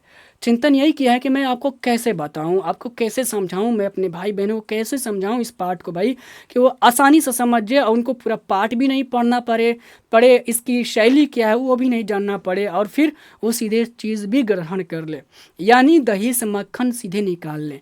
और मैं वही आपको मक्खन दे रहा हूँ और बता भी रहा हूँ कि ये मक्खन कैसे निकाला हूँ मैं, ताकि आपको ये भी नहीं लगे कि अरे यार दे रहे हैं। तो कई बार होता है ना, ज़्यादा प्रसाद खाने से भी ना आपको आशीर्वाद नहीं मिलता है, उसके लिए मेहनत भी करना पड़ता है। पूजा पाठ के लिए कोई कह दे कि भाई पूजा पाठ के लिए थोड़ा सा फूल तोड़ कर ले आओ, तो तोड़ कर लाना भी पड़ता है। तो वही आपको मैं कुछ कुछ चीज़ें बता रहा हूँ कि आप लिखना लिखिए, ये फूल तोड़ कर लाना हुआ, मेहनत करना हुआ, समझ रहे हैं ना ये चीज़। तो ये भी करना है आपको, केवल प्रसाद यहाँ दे रहा हूँ तो खाने से नहीं चलेगा, इसके लिए थोड़ा सा आपको मेहनत भी करना होगा। आगे बढ़ता है, और थोड़ी देखिए बोलने में क्या है ना कि आप सामने नहीं है तो कुछ कुछ चीज़ें हैं, मैं लड़खड़ा जा रहा हूँ, बोलने में ऐसी होती है बातें। तो बिल्कुल इस पर फोकस नहीं करेंगे, बल्कि मैं क्या बता रहा हूँ इस पर फोकस करिए। देखिए, मुझे मालूम है कि मैं कहाँ गलत बोल रहा हूँ, ये भी मुझे मालूम है, आप नहीं पकड़ पाएंगे। थोड़ा सा जो है ना टंग का रिफ्लेक्शन जो है ना ये, और तो इससे थोड़ा सा गलत उच्चारण हो जाएगा, मगर मुझे मालूम है कहाँ पर मैं गलत कर रहा हूँ। सॉरी, एक कॉल आ गया, मैं उसको काटता हूँ अभी। ठीक है, तो आइए आगे देखते हैं। तो यहाँ तक आप समझ गए। अब देखते हैं कि ओरिजिनल बातचीत क्या है। तो वही हो गया, स्वयं से बातचीत करना जो है असल बातचीत है, वही चीज़ है। ठीक है, उत्तम बातचीत, असल नहीं, असल में तो उधर बताया हुआ है ना, एडिसन ने बताया हुआ है। एडिसन ने बताया है कि असल बातचीत दो लोगों के बीच बीच होती है, और उत्तम बातचीत ये बालकृष्ण भट्ट बताते हैं कि उत्तम बातचीत स्वयं से होती है। आपको ऐसे भी नोट कर लेना है। और एक शब्द जो आता है इसका अर्थ याद कर लेना है, चमनिस्तान। सॉरी, कॉल आ रहा है और वो नहीं समझ पा रहे हैं कि मैं कहीं व्यस्त हूँ, तो मैं काटता हूँ उनकी कॉल को।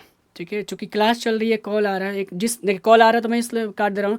उसी मोबाइल को ना मैंने आपका कैमरा बनाया हुआ हूँ, लैपटॉप से जोड़ के आपको ये रिकॉर्ड कर रहा हूँ, मैं काट रहा हूँ उनकी कॉल को। चलिए ठीक है, सॉरी।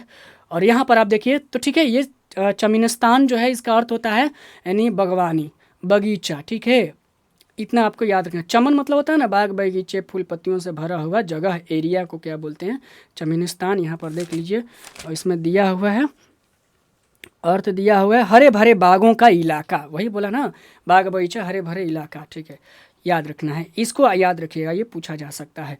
अब आगे बात करते हैं, उत्तम बातचीत तो यहाँ से हो गया। और सबसे इम्पोर्टेंट पंक्ति ना, इसको नोट कर लीजिएगा, और ये बहुत, इस निबंध का सबसे सार जो है ना यहीं पर दे दिया है।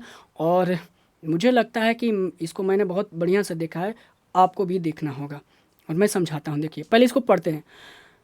बरसों के अभ्यास के उपरांत यदि हम थोड़ी भी अपनी मनोवृत्ति स्थिर कर अवाक हो अपने मन के साथ बातचीत कर सकें तो मानो अहोभाग्य। यानी यही कह रहे हैं कि और कई मतलब वर्षों के अभ्यास के बाद यदि अभी देखिए स्वयं से बातचीत आप अचानक से नहीं कर पाएंगे। स्वयं से बातचीत ये चिंतन अचानक से नहीं होता है। ये इधर देखिए लास्ट में ध्यान की तरफ जा रहे हैं, अध्यात्म की तरफ जा रहे हैं। इन्होंने थोड़ा सा दर्शन को जोड़ दिया है इसमें और अध्यात्म की बात कर रहे हैं कि स्वयं से बात आप अचानक से नहीं करेंगे। आप जब तक सेल्फ ध्यान नहीं करेंगे, अपने ऊपर फोकस नहीं करेंगे, अपने हाव भाव पर फोकस नहीं करेंगे, तो तब तक आप अपने आप से बात भी नहीं कर पाएंगे। किताब कॉपी बंद करके घूमने निकल जाएंगे, ये हो जाएगा। तो यही बात कर रहे हैं कि सदियों के बाद, कई वर्षों के बाद अगर थोड़ा सा अभ्यास करके हम अपने दिमाग को, चित्त को शांत करते हैं तो कहीं जाकर हम वो ढंग की जो है अपने आप से बात कर पाएंगे। यही बात कहा जा रहा है, आप ऐसे याद रखिए। ठीक है। हमारी जिह्वा कतरनी के समान सदा स्वच्छंद चला करती है। उसे यदि हमने काबू में कर लिया तो क्रोधादि बड़े बड़े अजेय शत्रुओं को बिना प्रयास जीत अपने वश में कर डाला। ध्यान दीजिए क्या कह रहा है। अगर हमारी जो जीवा है ना इतनी चलती है कि हम कुछ भी बोल देते हैं। ठीक है, क्रोध में भी कुछ भी बोल देते हैं। इसलिए कह रहे हैं, राइटर का अंतिम कहना है कि सबसे पहले तो उसमें क्या करना होगा कि अपने जीभ पर कंट्रोल करना होगा। अगर अपने आप से बातचीत करनी है, अपने आप को केंद्रित करना है, शांत करना है, तो सबसे पहले जीभ को शांत करना होगा। इस जो खड़खड़ चलती है ना, इसको कम करना होगा, इस पर संयम बरतना होगा, तब जाके आप क्रोध में भी शांति बनाए रखेंगे। और जो देखिए क्रोधादि मतलब होता है क्रोध प्लस आदि, मतलब अधिक। जो क्रोध में अधिक हैं उनको भी बड़े बड़े अजेय मतलब जिसको जीता नहीं जाए शत्रुओं। अजेय शत्रु का मतलब होता है जिसे जीता ना जाए, जिस शत्रु को जीता नहीं जाए। बड़े से क्रोधित शत्रु हैं जो अजेय हैं उनको जीता नहीं जाए। लेकिन अगर जीव को शांत कर लें, खड़खड़ खड़खड़ खड़ जब जैसे झगड़ा होता है तो क्या होता है, हम बढ़ चढ़कर तरह तरह की और बातें जोड़ देते हैं और झगड़ा बढ़ जाता है। तो झगड़ा जब होता है तो क्या करना होता है, कम से कम बोलिए। आप इधर उधर की बातें मत बढ़ाइए कि मैंने भी तो ऐसा किया, मैंने भी आपको बहुत किया, आपने क्या किया है मेरे लिए। ऐसा होता है झगड़ा में, ये नहीं तोड़ना है, बल्कि समझाना है, प्लीज़ हाँ ठीक है मैं मान लिया गलती हो गई, इसको कम करना है। ठीक है, आप सही, मैं गलत हूँ, ठीक है भाई शांत हो जाइए। एक तो ऐसे ही बात बात पर गोलियां चल जा रही हैं, बात बात पर बलात्कार हो जा रहे हैं, नफरत दुनिया में इतनी बढ़ गई है। इसको कम करना है तो कैसे करेंगे आप, अपने आसपास प्रेम का माहौल बनाएंगे तो कैसे करेंगे, अपने जिह्वा को शांत करके बनाएंगे। तो सबसे पहले यही करना है कि अपने जिह्वा को है शांत करिए। मतलब फड़फड़ फड़फड़ फड़ मत बोलिए, कम बोलिए और ज़्यादा सुनिए। इससे यही लेखक कहना चाह रहे हैं कि इससे क्या हो जाएगा, हम उनको हरा भी पाएंगे और उनको अपने वश में कर पाएंगे। आगे देखिए, इसलिए अवाक रह अपने बातचीत करने का यह साधन यावत साधनों का मूल है। शक्ति परम पूज्य मंदिर है, परामर्थ का एकमात्र सोपान है। यही कह रहे हैं कि अवाक रहना मतलब शांत रहना, चुपचाप रहना। ये जो है ना, चुपचाप रह के सुनना, बातचीत कम करना, लोगों में ज़्यादा कई दोस्त आप देखेंगे इतना बोलता है लगता है कि वही जीत के रहेगा। और कोई दोस्त उसी में देखे रहेंगे करता है, सुनता है, सब कुछ सुनता है। तो आपको उसी चीज़ को अपनाना है। हाँ, लेकिन ज़्यादा वैसा भी नहीं हो जाना। तो लड़का दोस्त कह लोग अहम वालिता है, मतलब इसके अंदर ईगो भरा हुआ है, कुछ बात को सुनता ही नहीं। मैं कहता हूँ सुनता ही नहीं है, कल हूँ करता है। ये भी नहीं करना, लेकिन जहाँ उचित वहाँ बोलना है आपको। लेकिन जो बोलना है वो लगे कि उसमें वजन है, कुछ है, तो ये चीज़ आपको देखना है। हालांकि क्लास थोड़ी लंबी हो गई होगी, लेकिन आपको ध्यान नहीं देना है। जब अच्छी चीज़ें होती हैं तो वहाँ समय नहीं देखा जाता है। जिस दिन आपको अपने अच्छी चीज़ों में समय देखना शुरू कर देंगे, समझिए कि आप कोई अच्छा काम नहीं कर रहे हैं।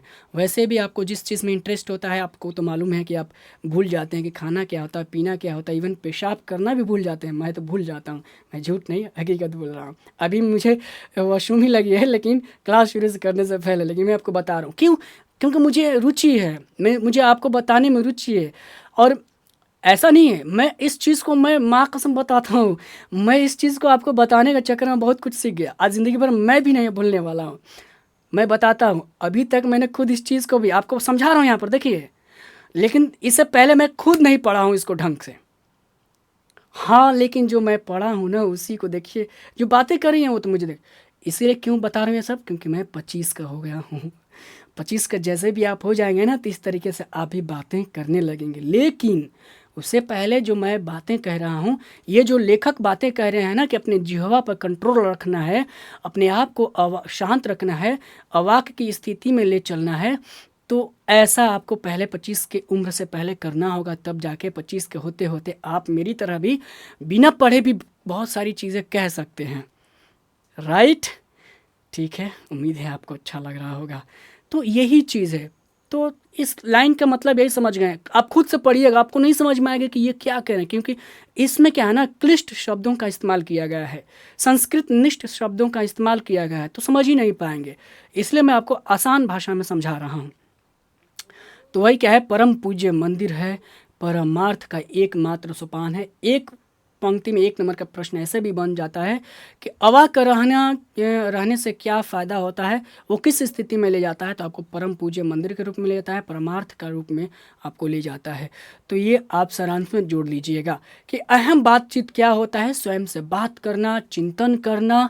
सबसे पहले तो अपने आप का जो हमारा जो जिह्वा है उसको शांत रखना, संयम रखना उस पर। जब कोई अधिक क्रोध में रहे या खुद क्रोध में आप रहें, तो उस समय आपको कम से कम शब्दों का इस्तेमाल करना है, कम बोलना है।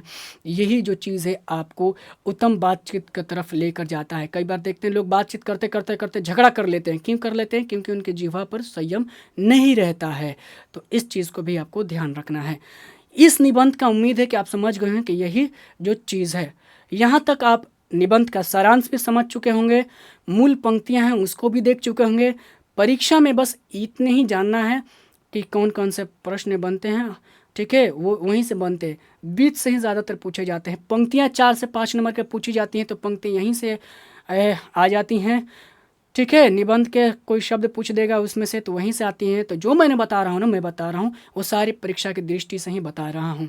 और ये समझिए ना कि अमृत है आपके लिए। अगर पूरी क्लास अगर आपने देख लिया है, तो आप समझिए कि आपने मंथन जो मैंने करके ला कर दिया हूँ, आप उस अमृत को पा लिया है। आपको यही समझना है। मैं जानता हूँ कि आज का समय है थोड़ा सा लॉलीपॉप का समय है, 1 नंबर के प्रश्नों में आप उलझना चाहते हैं। बस आपको चाहिए कि 1 नंबर के प्रश्न बताइए और काम हो जाए। हम उसको भी इस क्लास के बाद उस पर भी बात करेंगे, वही लेकर आएंगे क्लास। लेकिन उससे पहले आपको चीज़ों को समझना हो पड़े, क्योंकि रट्टा मारकर पढ़ा हुआ चीज़ें ज़िंदगी में कभी भी भूली जा सकती है, लेकिन जो चीज़ें समझ जाएंगे वो कभी नहीं भूलेंगे, ज़िंदगी भर नहीं भूलेंगे, चाहे वो किसी भी उम्र के पड़ाव पर चले जाएंगे। तो समझना बहुत ज़रूरी हो जाता है। और जो उम्र आपकी चल रही है, ये समझने की उम्र चल रही है, रट्टा मारने की उम्र नहीं चल रही है। ठीक है, आइए अभ्यास में देखेंगे किस किस प्रश्न का आंसर देखेंगे। हम नेक्स्ट क्लास लाएंगे, उसमें आंसर देखेंगे, उसमें MCQ भी देखेंगे। MCQ मतलब बने बनाए जो क्वेश्चन होता है ना, उसको हम देखेंगे। ठीक है, और यहाँ पे फ़िलहाल बात करते हैं कि अगर हमें वाक शक्ति ना होती तो क्या होता, इसको देखेंगे। बातचीत के संबंध में बेन जॉनसन और एडिसन का क्या विचार है, ये भी आप खुद से आंसर अप कर सकते हैं, मैंने बता ही दिया। देखिए, बेन मतलब बातचीत यानी साक्षात्कार। तो बेन जॉनसन कहते हैं कि बातचीत करने से क्या होता है, साक्षात्कार होता है। बातचीत करने से ही किसी से साक्षात्कार होता है। और एडिसन क्या कहते हैं, एड मतलब जोड़, दो लोगों के बीच जो बातचीत होती है वो असल बातचीत होती है। तो वही कह रहे हैं कि जब दो लोगों के बीच बातचीत होती है तो वही असल बातचीत होती है, यानी असल बात दो लोगों के बीच होती है। इसका आंसर इतना ही हो गया। 3 पंक्तियों में आपका आंसर देना, 20 से 30 के बीच आंसर देना, हो गया जवाब। ठीक है, आर्ट ऑफ कन्वर्सेशन वही हो गया कि ये इसका अर्थ होता है कि बातचीत करने का कला, जिसमें ये विद्वान मंडलियों में ये ऐसी बातें हो पाती हैं, इसमें शुद्ध शब्दावलियों का इस्तेमाल होता है। ठीक है, इसमें गंभीर बातें की जाती हैं। इस तरीके से बातचीत को इसका आंसर कर सकते हैं।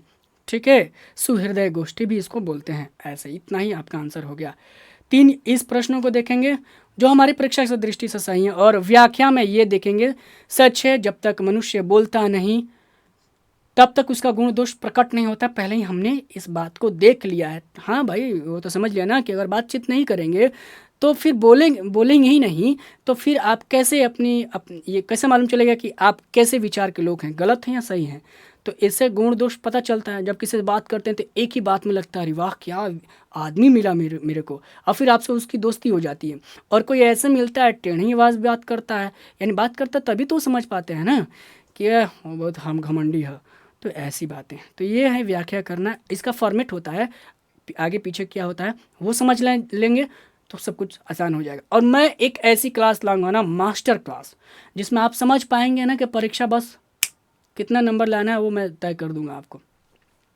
ज़्यादा मेहनत कहाँ करना है मैं बताते ही रहूँगा आपको, तो इसलिए क्लास करना है। और बिल्कुल आप टेंशन फ्री हो जाइए, अगर मेरी क्लास कर रहे हैं तो मैं आपको पास नहीं करना है मेरे दोस्त, अच्छा नंबर लाना है। अच्छा नंबर लाने के लिए हम लोग पढ़ रहे हैं, पास करने के लिए तो नहीं पढ़िए। क्यों पढ़ेंगे आप? बिना पढ़े लिखा लोग फर्स्ट डिवीज़न करता है, वो तो आप भी जानते हैं। लेकिन नहीं, आप देखिएगा आपके साथ के भी जो नहीं पढ़ रहे हैं ना, वो आपसे ज़्यादा अच्छा नंबर लेके आ जाएंगे। लेकिन तब भी आपको अपना संतुलन बना कर रखना है। वो ज़िंदगी में धोखा खाएंगे, आप नहीं खाएंगे। वो क्या करेंगे, जाएंगे फैक्ट्री में 10,000 का नौकरी करेंगे। लेकिन अगर बात कही जाएगी पढ़ाने के लिए, अपने भविष्य में बाल बच्चों को पढ़ाने के लिए, वो पढ़ा पाएंगे? नहीं पढ़ा पाए। वो अपने बच्चों को आपके पास भेजेंगे कि ए भाई थोड़ा पढ़ा मेरे बच्चे को। तो आपको पढ़ना है ढंग से, है ना। तो ये इन प्रश्नों का हम जानेंगे नेक्स्ट क्लास में। और एक क्लास लाएंगे मास्टर इस चैप्टर से कि जो भी सवाल बनेंगे ना 1 नंबर का, वो उसी से आएगा, उसके अलावा कोई नहीं आएगा, उसको लाएंगे। 2 क्लास इसमें करेंगे और 1 क्लास करेंगे व्याकरण से इसमें। अभी हम 3 क्लास आगे करने वाले हैं इसी चैप्टर से रिलेटेड। और इस चैप्टर से तीसरी क्लास करेंगे व्याकरण से ना, वो क्या करेंगे, वो किसी भी विषय के हों, ठीक है, किसी भी विषय बोल रहे हैं, क्लास के हों, या आप 10th के हों या 12वीं के हों, वहाँ आपको ये फ़ायदा करने वाला है क्लास। और साथ साथ में हमारा व्याकरण भी हल होगा, पाठ भी हल होगा। हम इस दृष्टि से, इस टारगेट से चलेंगे। इसमें राम रमावल का अर्थ आप जान गए, वही खाना पूर्ति करना, आप देख लीजिएगा। इसको देखेंगे भाषा की बात में हम देख रहे हैं। ये क्या देख रहे हैं, भाषा की बात। आप पाठ खोलेंगे तो हम देखेंगे। हम बात करेंगे सर्वनाम की, फिर बात करेंगे यहाँ पर संज्ञा, ठीक है, इसकी बात करेंगे। तो इस क्लास में यही बात करेंगे। फिर बात करेंगे लिंग की बात करेंगे, विशेषण की बात करेंगे, व्याकरण की लगातार क्लास चलाएंगे, ख़त्म करेंगे। क्योंकि सबसे ज़्यादा चाहे व्याकरण से, आपके 12th में है तो व्याकरण से ज़्यादा प्रश्न बन रहे हैं, और 10th में है तो वहाँ पर क्या प्रश्न बन रहा है आपका, व्याकरण से कम बन रहा है, लेकिन पाठ्य पुस्तक से ज़्यादा बन रहा है। यहाँ समझ गए? तो इन चीज़ों को हम देखेंगे, ठीक है। फिलहाल थोड़ा देख लेते हैं, क्लास लंबी हो चुकी होगी। खैर धैर्य बनाकर और रखिए, बोर मत होइएगा। थोड़ा सा और देख लीजिए किस तरीके के प्रश्न आपके आ रहे हैं। देखिए 100 अजान एक सुजान क्या है, ये उपन्यास है, आप जान ही जा। देखिए दिया भी है किसके किसका है, तो बालकृष्ण भट्ट का। ये परीक्षा में आया 2024 में, है ना। यहाँ पर आप देखेंगे 2024 में आया हुआ है, PYQ है नहीं, प्रीवियस ईयर क्वेश्चन इसको बोलते हैं। और देखिए यहाँ पर 1 नंबर के उधर प्रश्न, एक देख लिए, 1 नंबर जोड़ेंगे भी, ठीक है। यहाँ देखते हैं, जो कुछ मवाद या धुआं जमा रहता है वो बातचीत के जरिए भाप बनकर निकल के आता है। इसको हमने बहुत डीपली में डिस्कस कर लिया शेरों में। तो एक प्रश्न यहाँ से बना है, देखिए कितना नंबर का बना है भाई, तो आपका 4 नंबर का यहाँ पर बना हुआ है। तो 1 और 4 5 नंबर को हो गए, ये भी आपको ध्यान रखना है। आगे देखते हैं, आप चौथे नंबर पर प्रश्न में देखिए, आपके चौथे नंबर पे आता है 5 सवाल आते हैं। ये भी आपको देखना है कि जब चौथे नंबर विषयनिष्ठ में जाएंगे तो 5 प्रश्न इस तरीके से 10 प्रश्न रहता है, जिसमें से 5 का आंसर देना रहता है। एक ये भी चीज़ समझ जाइए। और इसमें देखिए 5 नंबर अभी हमने देख लिया है, पहले ही पाठ से आया हुआ है 5 नंबर, और 2 नंबर का एक यहाँ पर आया है पहला। देखिए, जब तक मनुष्य बोलता नहीं तब तक उसके व्यक्तित्व का कौन सा पक्ष नहीं प्रकट होता है, ठीक है। तो इसको देख लेना है। जब बोलेगा ही नहीं तो उसका कौन सा गुण दोष नहीं पता चलेगा। तो 5 और 2 7 नंबर के प्रश्न आपके परीक्षा में यहीं से बन गए हैं, देख लिए ना, समझे ना। अभी 5 नंबर के वो प्रश्न बने। अब देखिए 2023 में बहुत कम प्रश्न बना था, ठीक है। कौन बना था, बालकृष्ण भट्ट की माता का नाम तो जानते हैं, बालकृष्ण भट्ट भगवान है तो माता भी पार्वती होंगी, देवी ही होंगी, ठीक है। निबंध के लेखन के दृष्टि से भारतेंदु युग, देखिए एक बोला ना कि कालखंड से आता है, तो भारतेंदु युग किस में आता है, आदि काल में आता है। ये भी आपको ध्यान रखना है। तो आप समझ गए इस चीज़ को कि भारतेंदु युग में आता है भारतीय ये। तो कभी कभी ये दे देगा, ये ना देकर सीधे ये दे देगा, और ये ना देकर देखिए क्या दिया हुआ है, भारतेंदु युग। तो एक जो पार्ट है ना हिंदी साहित्य का इतिहास, मैंने बता दिया है हिंदी साहित्य का, आप जाकर देख लीजिएगा मेरे दोस्त, ज़रूर देखिएगा। साहित्य का काल विभाजन, ठीक है, काल विभाजन मैं बता दिया हूँ। काल विभाजन इस क्लास को एक बार ज़रूर देख लीजिएगा। इसलिए नहीं देखिएगा कि ज़्यादा प्रश्न बनते हैं, 2-3 प्रश्न, 2 प्रश्न ज़रूर बनते हैं, मगर इसलिए देखिएगा कि हिंदी आप समझ पाएँ। अगर आपने देख लिया है तो आपके लिए बहुत बहुत शुक्रिया, ठीक है। तो देखिए किस युग में आते हैं, तो ये आपको ये किस में आते हैं, बालकृष्ण भट्ट, भारतेंदु युग में आते हैं और आधुनिक काल में। लेकिन यहाँ प्रश्न देखिए पूछ रहा है, निबंध लेखन की दृष्टि से भारतेंदु युग कैसा था? ये आपके देखिए निबंध के बारे में पूछ रहा है, विशेषता ये अंदर की बातें पूछ दी है, और ये पढ़े रहेंगे तब तो हल करेंगे ना। लेकिन मैं आपको बताता हूँ, ये आपका आंसर हो गया प्रगतिशील। ये उर्वर नहीं होगा, ये साहित्यिक लैंग्वेज नहीं है, ठीक है ना, लेकिन उतना नहीं जच रहा है। अनुपयोगी नकारात्मक बात करें, उपयोगी होता तो कहा जा सकता, ये गलत। प्रतिगामी का अर्थ होता है, प्रतिगामी का मतलब अग्रगामी, अग्रगामी का मतलब होता है आगे की तरफ बढ़ना, और पीछे की तरफ बढ़ने का मतलब यानी जो कुछ सीखे हैं दिन पर दिन भूले जा रहे हैं उसको प्रतिगामी कहेंगे। तो ये भी तो नहीं होगा भाई, ये होगा। प्रगतिशील का मतलब होता है हमेशा कुछ न कुछ चीज़ों को नया करते रहना, जोड़ते रहना और आगे बढ़ते रहना। प्रगति यानी शील मतलब लगातार प्रगति करते रहना, अपने आप में कुछ नया इनोवेट करते रहना, इनोवेशन करते रहना ही प्रगतिशील कहलाता है। उम्मीद है आप समझ चुके होंगे मेरे प्यारे प्यारे भाई बहनों। और यहाँ पर देखते हैं बालकृष्ण भट्ट किस काल के, देखो भाई अभी आ ही गया ना, ये देखो आ गया, तो अभी किसका है? भारतेंदु युग का है। बेझिझक आपको मार देना है, भारतेंदु वही भारतेंदु हरिश्चंद्र। बोलते हैं ना, आप लोगों को सीखे होंगे कि हिंदी का मतलब हिंदी को प्रतिष्ठित करने वाले कौन से लिखेंगे, तो भारतेंदु जी हैं। हालांकि बहुत सारे ऐसे राइटर हुए हैं, लेकिन इन्होंने एक हिंदी में क्रांति लाया था हिंदी को लेकर। ये समझ गए? तो ये हमारी क्लास जो है यहाँ पर ओवर होती है। उम्मीद करता हूँ कि आप इस क्लास से बहुत कुछ सीखे होंगे, और शायद यूट्यूब पर जाकर और बाकी टीचर्स का भी वीडियो अगर देख लिए होंगे और इस क्लास को देखते होंगे तो शायद कुछ आपको अलग मिला होगा।